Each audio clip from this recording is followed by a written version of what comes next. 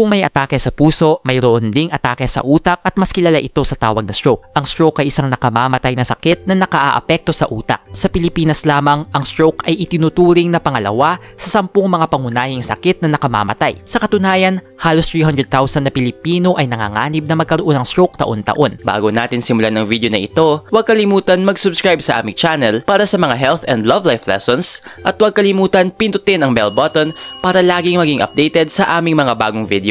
Para maiwasan ang magkaroon ng stroke, iminumungkahi na gawin ang mga sumusunod. 1. Kumain ng tama.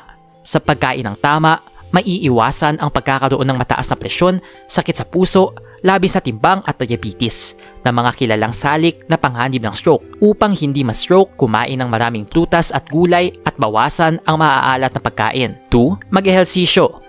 Ang pag-eehersisyo ay nakatutulong upang mapanatili ang wastong timbang. Bukod dito, umaayos ang pagdaloy ng dugo sa buong katawan at nabibigyan ng sapat na oxygen ang utak. 3. Huwag magbisyo. Iwasan ang pag-inom ng alak at itigil ang paninigarilyo. Ang mga bisyong ito ay nakasasama sa kalusugan at kapag nasobrahan ay hindi lamang stroke ang pwedeng idulot nito. Kung ma-diagnose ng sakit na stroke, hindi dapat mawalan ng pag-asa. Maraming gamot at lunas para rito. Isa pa, ang stroke ay madalas na nakukuha dahil sa maling lifestyle. Kaya kung aalagaan ng husto ang katawan, may iiwasan ang pagkakaroon nito. Nag-enjoy ka ba sa video ito? Please hit the like button and subscribe sa aming channel para sa iba pang video tulad nito. Salamat sa panonood!